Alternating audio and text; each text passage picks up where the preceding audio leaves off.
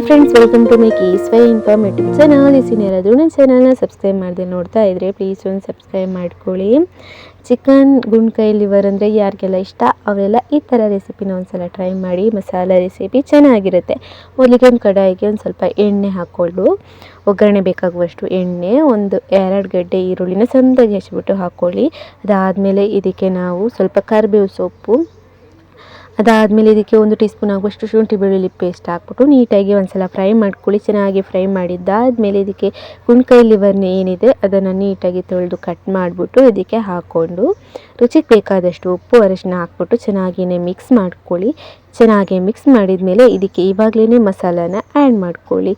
ಅದಾದಮೇಲೆ ಯಾಕಂದರೆ ಗುಂಡ್ಕಾಯಿ ಲಿವರ್ ಬೇಗನೆ ಬೆಂದೋಗುತ್ತೆ, ಹಾಗಾಗಿ ಇದಕ್ಕೆ 1 ಟೀ ಸ್ಪೂನ್ ಆಗುವಷ್ಟು ಅಚ್ಕಾರದ ಹುಡಿ, 1 ಟೀ ಸ್ಪೂನ್ ಆಗುವಷ್ಟು ಧನಿಯಾ ಹುಡಿ, 1 ಟೀ ಸ್ಪೂನ್ ಆಗುವಷ್ಟು ಪೆಪ್ಪರ್ ಹುಡಿ, 1 ಟೀ ಸ್ಪೂನ್ ಆಗುವಷ್ಟು ನಾವು ಚಿಕನ್ ಮಸಾಲೆ ಹುಡಿನ ಸೇರಿಸ್ಕೊಬೇಕು.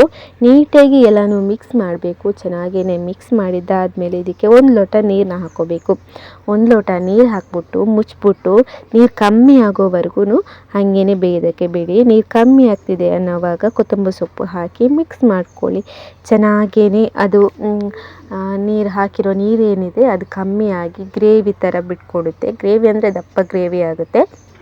ಅದು ಮಸಾಲ ಸೂಪರಾಗಿರುತ್ತೆ. ನಾವು ದೋಸೆಗೆ, ಇಡ್ಲಿ, ಅನ್ನಕ್ಕೂ ರುಚಿಯಾಗಿರುತ್ತೆ, ಅಥವಾ ಹಾಗೇನೂ ತಿನ್ಕೋಬೋದು. ಟೇಸ್ಟಿಯಾಗಿರುತ್ತೆ. ಕೊನೆಗೆ ಕೊತ್ತಂಬರಿ ಸೊಪ್ಪು ಹಾಕಿ ಮಿಕ್ಸ್ ಮಾಡಿದರೆ ಆಯಿತು, ರೆಡಿ ಆಗುತ್ತೆ.